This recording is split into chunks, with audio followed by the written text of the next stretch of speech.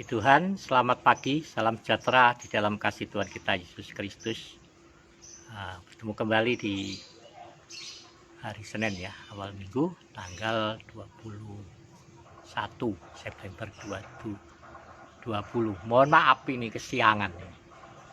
Dia habis pulang dari pasar, tapi sebelum ke pasar itu lagi mengerjakan kotak ya, budidaya lebah ya, lebah kelanceng itu.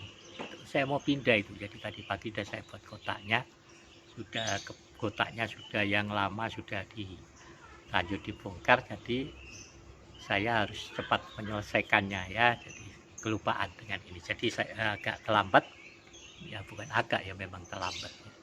Jadi mohon maaf saudara ya.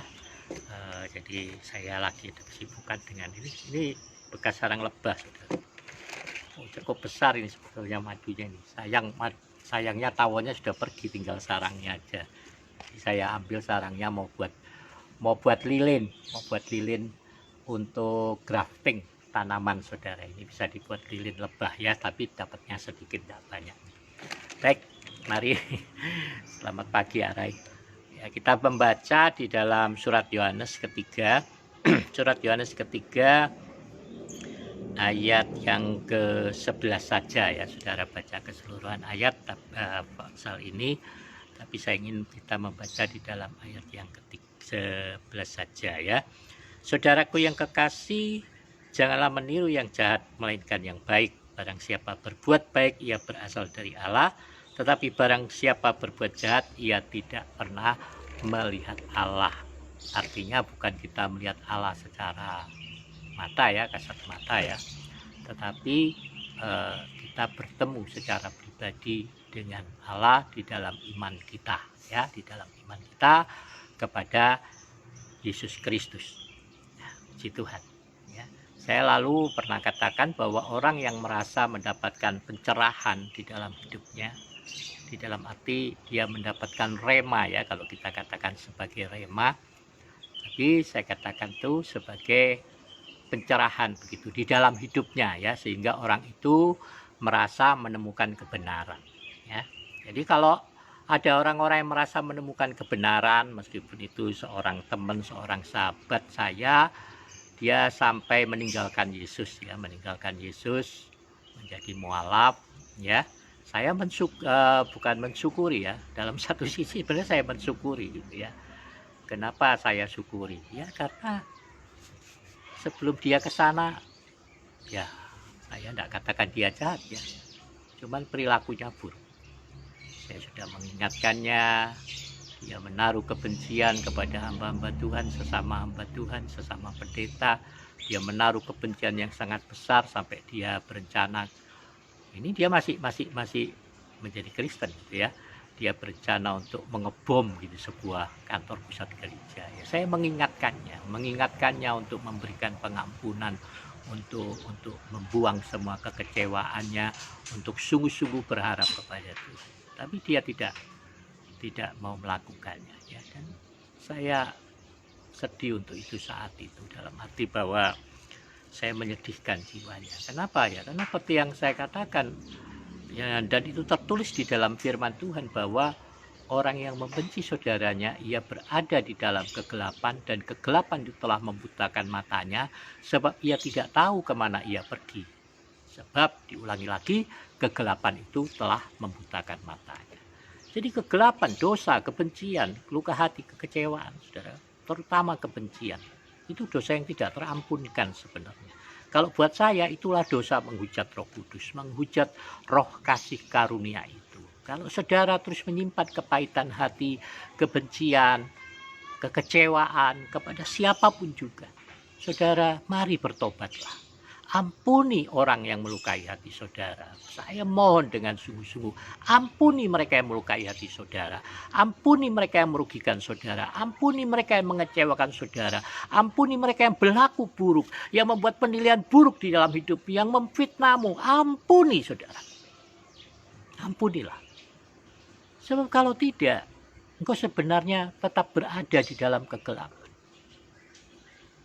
Dan banyak orang, banyak hamba Tuhan, banyak pendeta, banyak umat Tuhan, pelayan-pelayan Tuhan, Betapa kebencian itu membutakan mata hati mereka. Sehingga meskipun firman Tuhan secara tertulis terang-terangan mengatakan dengan tegas bahwa orang yang tidak mengampuni, orang yang membenci adalah seorang pembunuh dan seorang pembunuh tidak punya hidup kekal di dalam diri. Tapi saya heran, kok masih mau orang mempertahankan kebencian? Kok masih suka mempertahankan kepahitan hati? Tidak mau memberikan pengampunan. Saudara, betapa luar biasa pengampunan Yesus dalam hidupmu, di dalam hidup kita. Kita yang orang berdosa. Tidak ada perbuatan baik apapun, tidak ada uang yang begitu besar, kekayaan yang bisa kita berikan kepada Tuhan untuk menggantikan karya keselamatan Yesus di atas kayu salib. Tidak ada. Lalu mengapa kita begitu sombong sekali, begitu angkuh, mempertahankan harga diri kita, sehingga kita tidak mau memberikan pengampunan kepada orang-orang yang melukai hati kita. Saya mohon saudaraku, kalau masih ada kebencian, kekecewaan, maka katakan sekarang di dalam nama Yesus, aku mengampuninya, aku mengasihinya, aku memberkatinya. Perkatakan itu terus, perkatakan selama saudara teringat akan kebencian itu, akan kekecewaan hati itu, akan luka-luka hati itu.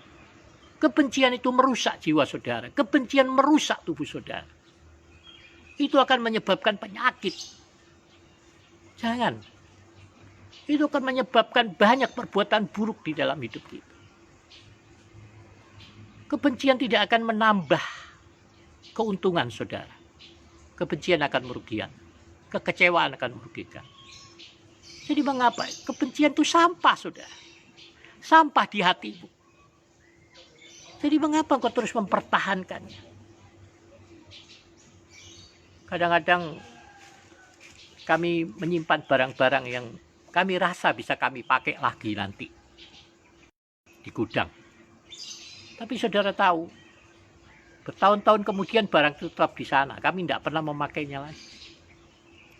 Sehingga beberapa sebulan lalu kira-kira saya memanggil pemulung untuk membantu membersihkan gudang. Jadi kalau kita menimbun sampah di dalam hati kita, kita pikir nanti itu akan diselesaikan nanti. Jangan tunggu nanti, selesaikan sekarang. Jangan tunda. Setiap kali orang melukai hati saudara, setiap kali orang mengecewakan saudara, saat itu juga katakan di dalam nama Yesus, aku mengampuninya, aku mengasihinya, aku memberkati. Jaga tubuh saudara sebagai bait Roh Kudus.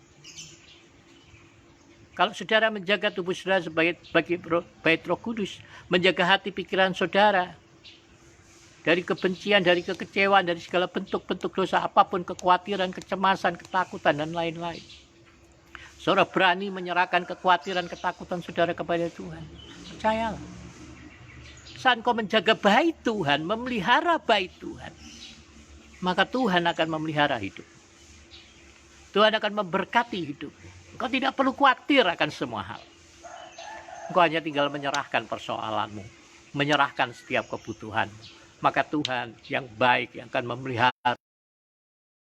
memeliharamu sempurna. Jadi mengapa kita harus menyimpan kebencian, luka-luka hati? Saya katakan kembali tadi, orang yang mendapatkan pencerahan. Teman saya yang meninggalkan Tuhan Yesus, dia merasa mendapatkan pencerahan. Saya katakan kepadanya, saya bersyukur kalau kamu dapat pencerahan. Tapi menurut saya orang dapat pencerahan kepada kebenaran harusnya berbuat benar. Harusnya lebih menunjukkan kebaikan hati. Tapi kalau kemudian orang merasa mendapat pencerahan tetapi lebih jahat, lebih suka berbohong, lebih suka memfitnah, lebih suka membunuh, maka benarlah firman Tuhan. Orang yang menyimpan kebencian, dia hidup dalam kegelapan. Jadi nyata-nyatanya sebenarnya meskipun dia mengenal Yesus dulu, meskipun dia nyatakan dia beriman, meskipun dia menjadi seorang pendeta, buat saya dia belum pernah diselamatkan. Buat saya orang yang menolak kasih karunia Yesus, Makanya sudah dikatakan juga, saya di satu sisi saya bersyukur meskipun saya sedih. Kenapa? Karena surga itu isinya orang-orang berkualitas. Surga isinya para pemenang, bukan para pecundang. Jadi jangan isi hadirat Tuhan itu dengan keluhan-keluhan.